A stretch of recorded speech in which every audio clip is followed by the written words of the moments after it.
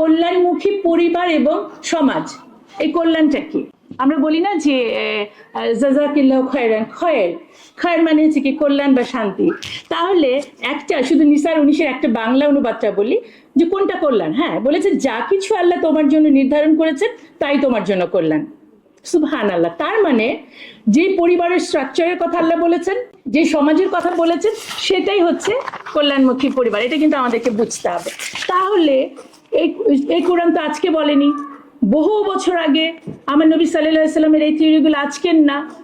তাহলে নারী এত সম্মানিত, নারী বেহেশত তুল্য, কারণ সন্তান যদি মানে তার উপরে সন্তুষ্ট থাকে তার জন্য জান্নাত, আপনারা প্রত্যেকেই ইকুয়াল টু এ জান্নাত। তারপরেও আমাদের প্রত্যেকের মনে এক ধরনের কষ্ট, সমাজে একটা অসম্মান। এর কারণগুলো, এইটার কারণ হচ্ছে যে থিওরি এবং প্র্যাকটিসের মধ্যে একটা গ্যাপ। যে কোরআন আমরা পেয়েছি, আমরা পড়েছি, বাস্তবে এটার কোনো প্রতিফলন করি নাই, যে কারণে। এবং দেখেন এখানে আলহামদুলিল্লাহ, এখানে কিন্তু আপনারা আমি বিশ্বাস করি কোরআনের পরিবারের মানুষ, আমরা ইসলামের মানুষ, আমরা হিজাব করি, আমরা পর্দা করি। কিন্তু বর্তমানে কি চলে যে ইসলাম ফোবিয়া, আমরা এটার মধ্যেই বড় হচ্ছি। আমরা হিজাব ফোবিয়া নিয়ে অনেক বেশি দেখছি, এবং নারীর প্রতি যে একটা নেতিবাচক দৃষ্টিভঙ্গি, এটা কিন্তু আর মানে বলার অপেক্ষা রাখে না।